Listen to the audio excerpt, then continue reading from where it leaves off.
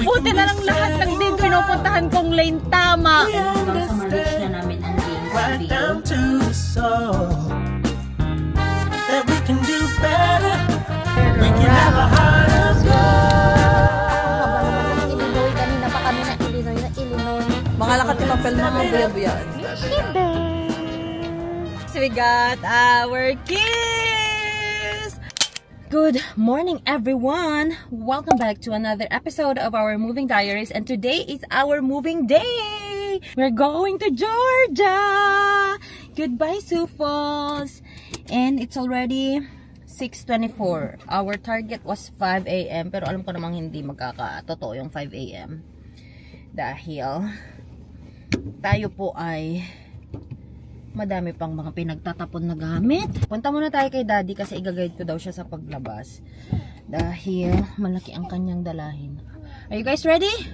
Let's go! Nandun si Daddy sa may garage. Hello, magdudungpar ko na siya.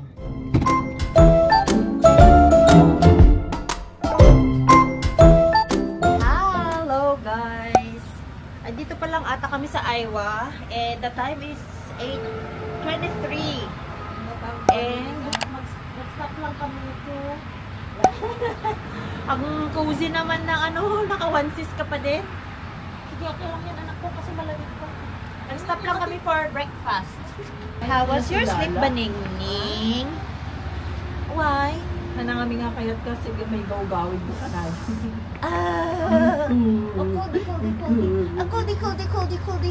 Coldie.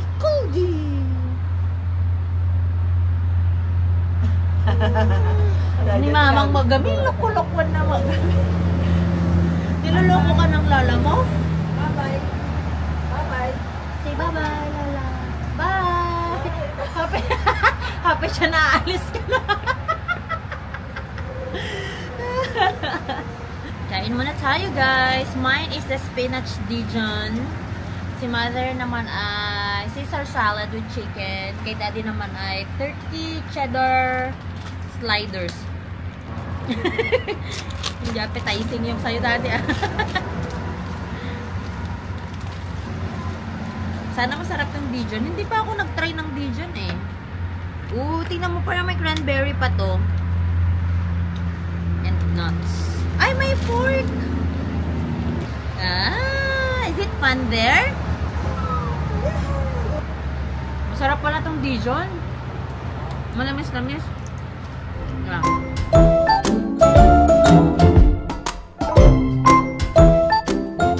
Struggle sa paggasolina. Tinakpan mo na yung dadaanan ng ibang ano ah. Galing natin ah. Sana tuloy-tuloy. Hey guys, Kansas na kami. Nag-stop kami dito sa truck parking area. Kasi yung rest area na pinuntahan naming una is closed. Go. So dito muna kami. Kain lang kami ng chicken and pizza that we got from the gas station kaninang nagpagas kami.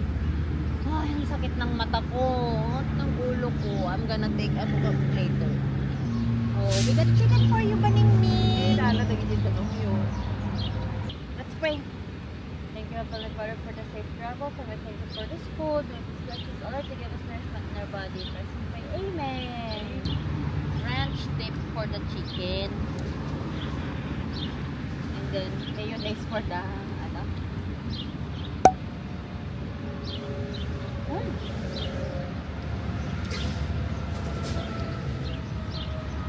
Kahapon ang target lang sana namin is to reach Kansas. Pero andito na kami sa Kansas. Anong oras pa lang? Alas 2 pa lang. That's good. Mag-travel pa kami. Anong oras tayo mag-stop, Daddy?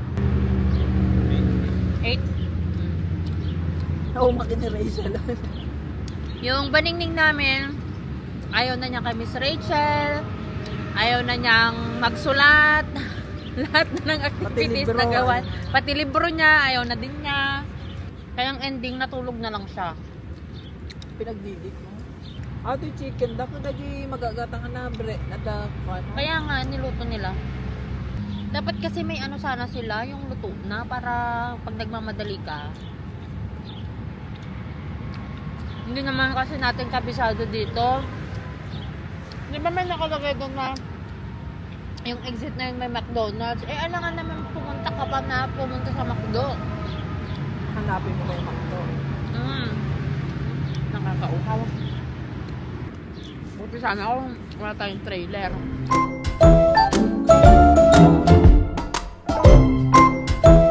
Yan, nagda-drive ng car. Grabe kanina sa Kansas, no? Yung sa traffic. Buti na lang lahat ng din pinupuntahan kong lane tama. Tapos yung exit nila sa kaliwa.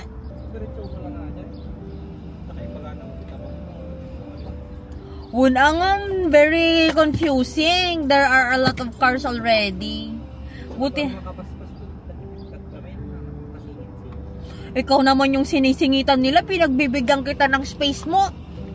Sabi niya magse-70 kami. Wala namang 70 yung takbo niya. Tas 55 lang yung ano. Hoy! Di, bakit walang tubig tong ano ko? Wala.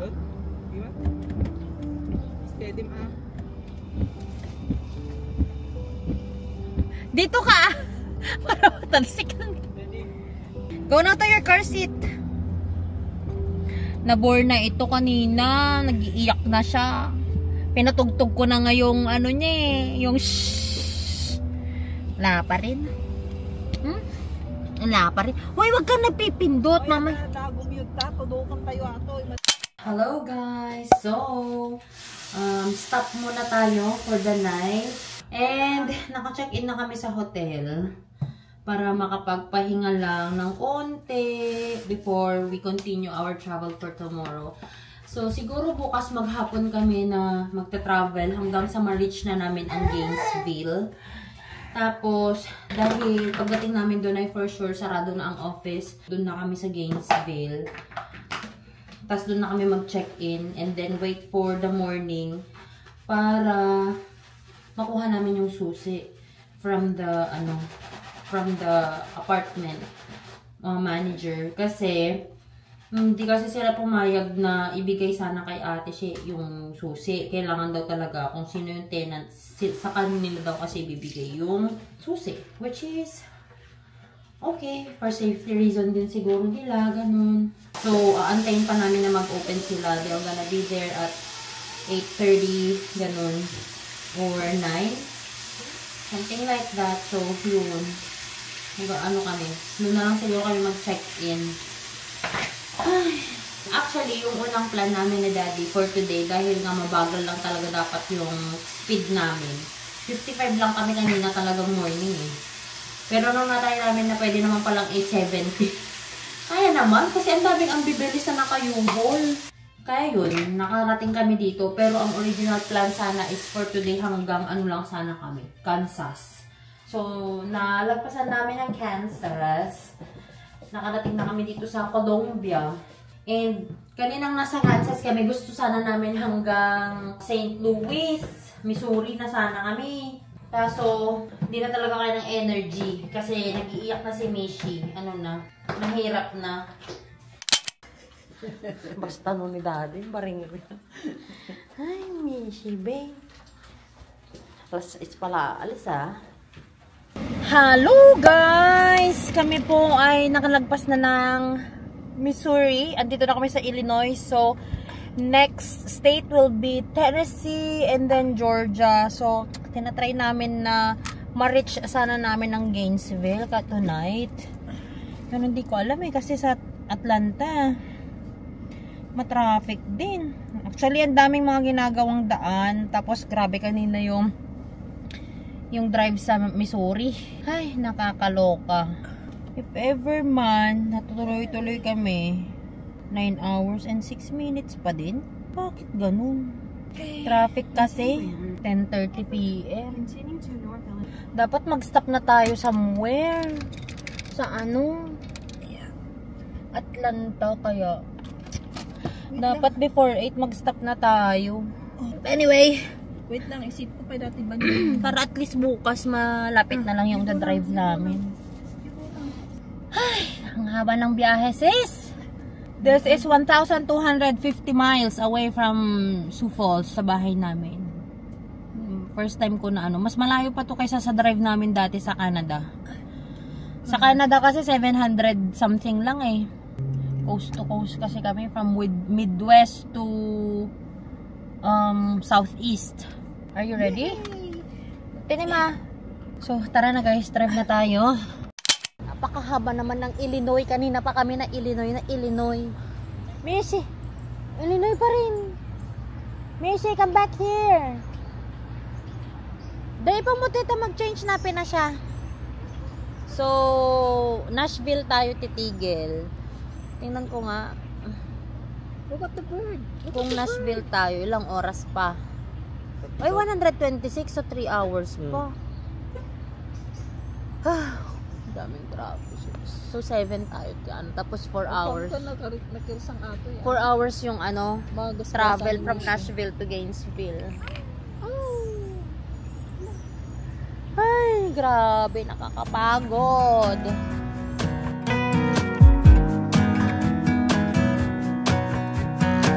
I'm trying to let go of this heartache. It's been following me around. It wakes me up, it shoots me down. At this point I would rather be numb. I'm sick and tired of emotions. They've never done me any good, just tore me up into bits. I wish I knew how to call it quits. I should. Habang nag-drive yung driver namin, kami naman ay Nguya ng nguya. nguya ng nguya. Mag-isip pa si Kuya. Thank you, Lord. Meron siyang, what do you have, Mishi?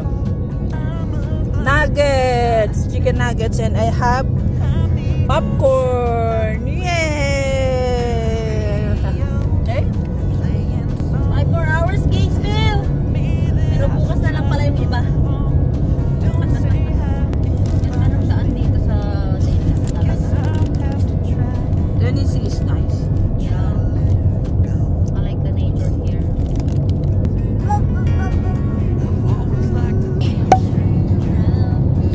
That's what it's all about.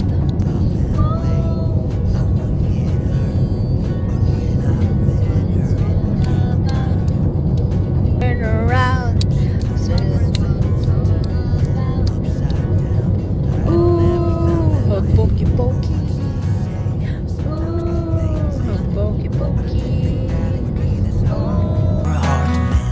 Cause I should know by now how to live without her. I'm in the dark. When I make my way, I stumble and I fall. I'm a blind man without a escape. I'm the ocean without the waves. The radio's playing songs, telling me that I should try to move on. They don't say how, and it bothers me. I guess I'm In the water, 3 little red fish swimming in the water. 3 little red fish swimming in the water. Bubble, bubble, bubble, bubble, pop. Alam niya yan.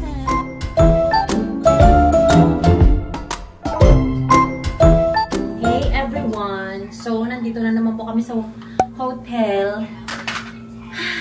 Alam nyo guys, kung dinerecho na lang sana namin at Georgia na lang sana kami. Pero dahil pagod na kaming lahat, tumigil kami and we looked for a hotel. Disaster ang experience namin sa hotel. Grabe. So, ang ending, nag-transfer kami sa isang hotel across the street. Grabe, yung pa man din nila, yung kanilang luxury suites, ganun pa man din yung nakalagay sa nila sa hotel nila, pero malang luxury doon sis. So we requested for, hindi ko na babanggitin ko ngayon, we requested for bedroom na 2 yung bed kasi nga 4 kami, pang-4 si Mishi. Yung pinag-check-inan nila sa amin, 1 lang yung bed, so requested na naman na ilipat kami sa ibang tapos binigyan na naman kami ng ibang keycard. Pag open namin ng room, mukhang ongoing ang pest control nila kasi yung mga bed hindi maayos, tapos yung mga furnitures out of the wall, parang ano siya sa wall, tapos may mga bote ng insecticide na alam mo yung parang sariling ipapastand mo lang siya tapos mag-i-spray na siya sa buong room. Tapos ang baho ng buong kwarto, hindi pwedeng tirahan. So we requested to be moved again. So eventually, na-transfer na namin yung mga gamit namin dun sa room na yun. Pero dun sa 2 rooms, hindi pa naman kami nag-transfer. So dun sa pangatlong room, okay naman na siya. Okay na, okay. Sige, kahit ganito na lang kasimple, kahit hindi naman nakakasaya yung room. Alam nyo naman kami guys, hindi naman kami yung maaarte sa room. Kaya namin kahit pang camping style pa yan. Gusto lang namin ng may mapagpahingahan for tonight. Naligo si mama ko, barado yung bathtub. So, paano kami maliligo? Kami ni Mac, tatlo pa kami, pati si Mishi, maliligo pa siya. Ibarado na hanggang sa ankle ko na yung tubig. Trinay ko na ipump siya ng tsinelas ko. Ayaw talaga. So, we went back again sa front desk kasi wala silang telephone. Kasi yung parang style niya, yung para siyang mga apartments na yung separate yung kanilang mga rooms sa pinaka-main office. So, we need to go by car again. So, imagine ilang beses kami nagpabalik-balik by car. Every change ng room, magka-car kami papunta doon. And naawa na ako doon sa may front desk. Kasi hindi naman niya kasalanan. Tapos mukhang pagod na siya. Tapos nasabi niya na nag-check-in kami. At tumulong pa daw siya today for the laundry. Tapos siya pa yung nag-duty ngayon. As in, makikita mo sa mata niya na pagod na siya. Naawa ko. Kaya ayokong magbimilin doon na ayokong magreklamo. Kaya nung pumunta kami parang nagtuturuan pa kami ni Mac kung sino yung makikipag-usap sa kanya. Because we know the feeling ng nagda-night shift. Tapos pagpunta ko na lang dun, sabi ko, the bathtub is clogged and we want to take showers. Sabi ko, ganon. Is there any other room that we can use? Ganon ako. As in guys, kasi naawa talaga ako kasi alam kong hindi niya yung kasalanan. So, it doesn't make a point kung kahit magmimilin ako doon o mag-ano ko doon. Sabi niya, tawagan daw niya yung maintenance para ayusin. Tapos, nung nakabalik na kami ni Max sa room, nag-car na naman kami. Tumawag siya na hindi nga daw pupunta, wala daw pupunta. So, sabi niya, if you can come back to the office, I'll give you a separate key card, different key cards. Tapos, binigyan niya kami ng 2 key cards para sa 2 room. If you can just go and check whichever you want. Ganun. Akala ko naman in-upgrade na kami.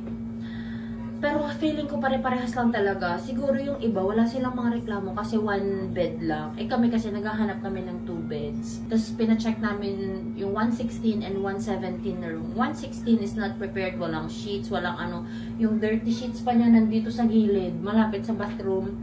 Tapos yung 117 ay isa lang ang bed. So nung nandun kami ni Mac, pinapahanap ko na si Mac ng ibang check-in namin. Naghahanap kami ng mas mura naman sana. Pero sabi ko na lang, ayan na, across the street na. So, this is the downside of not booking ahead of time. Kasi, mas mapapagastos ka.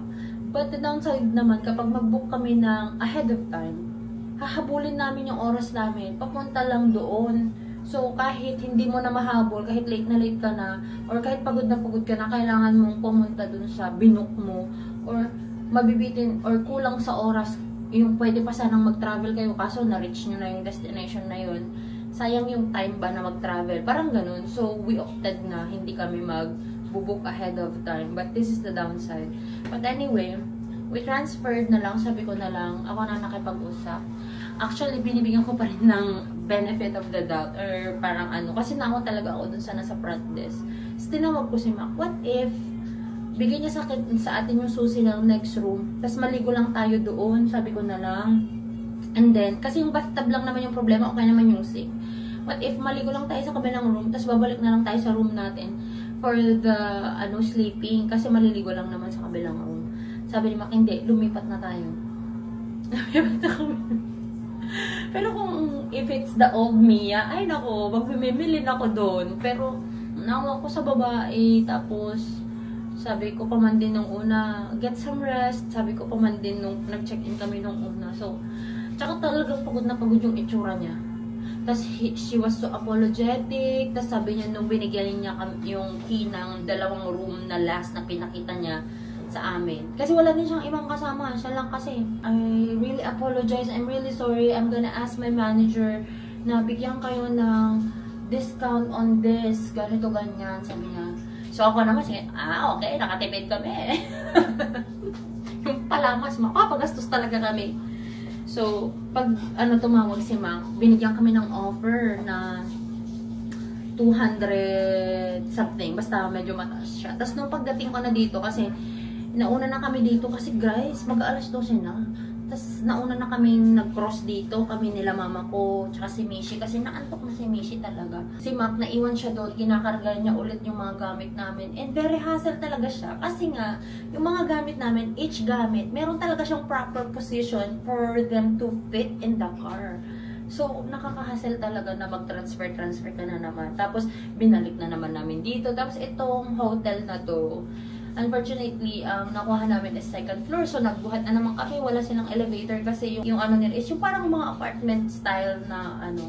But it's okay kasi newly renovated ito. Maganda siya. Sobrang luwang ng parking, mother. May naka-camper pa doon. Siguro kumuha lang sila ng room para sa ibang kasama nila. Tapos yung iba nag-camper doon. Ang luwang ng parking. So, nandito na kami. That was my worst hotel experience ever in my whole life as in. Pero, I'm so proud of myself, na hindi ako nagmimilin doon. Kasi naawa talaga ako sa babae. Wala naman siyang kasalanan. But anyway, guys, tomorrow we will continue kasi 4 hours drive na lang naman na siya. So, sabi ko, kahit medyo malit na kaming magising. Tapos, makuha lang namin, basta makarating lang kami doon during office hours, makuha namin yung susi ng apartment. And then, kahit hindi pa kami mag-unload totally bukas, okay lang. Basta, makatulog na kami doon sa bagong apartment bukas. Grabe talaga to. Pagod na kami, guys. Hey, guys! So, it's the day 3 of our travel going to Georgia. And hopefully, today makarating na kami and makuha na namin yung susi. Maabutan pa namin yung office or else mag-check-in na naman kami. But it's just gonna be 4 hours. So, 9 something. Magkakarga lang kami ng mga gamit. And then, 9, 10, 11, 12. Dadiretsuhin na siguro namin. So, yun. Let's go! Wow! Driving naman yung Mishi Beng Beng namin. Saan kayo galing ni Daddy? Ay, sus! Parking area. Doon kayo galing sa parking? Yes. Sursurote, tinahanap kita doon. Nakala ko nawala ka na. Sama ka pala. Let's go! Oh, so it's dinosaurs, Mishi Beng? Kids Dino Day. And hands-on activities. Yay! Let's go! Let's go! Mga lakati papel, mga buya-buyaan na. Kuha ka ng ano, yung bu.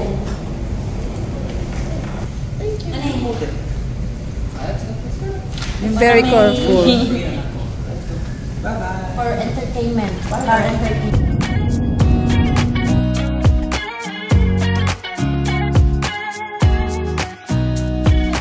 Nobody told me to settle down.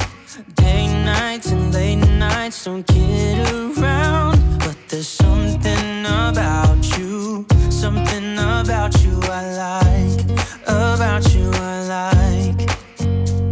You're crazy for saying I should slow down, but maybe I'm escaping the love we found. There's something about you I like, about you I like. I get too drunk and too scared and lie to you. If only you knew I would die for you. One of us gotta say the obvious. Nobody loves me better. Nobody loves me better. Nobody loves me better. Guess I'm just too scared to settle down. There'd be many nights I got too high and almost left town. But there's something about you I like, about you I like. I get too drunk and too scared and lie to you. If only you knew. The next stop is on your right. Yes, ma'am.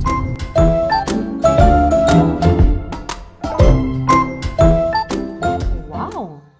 Welcome Gainesville, Georgia.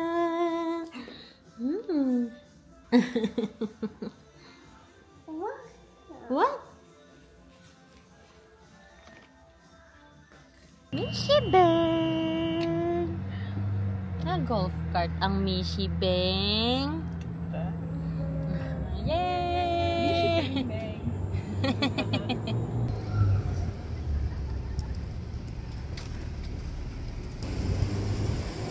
Hindi naka-under mo talugan mo, Ma. Sabi lang na naparikan.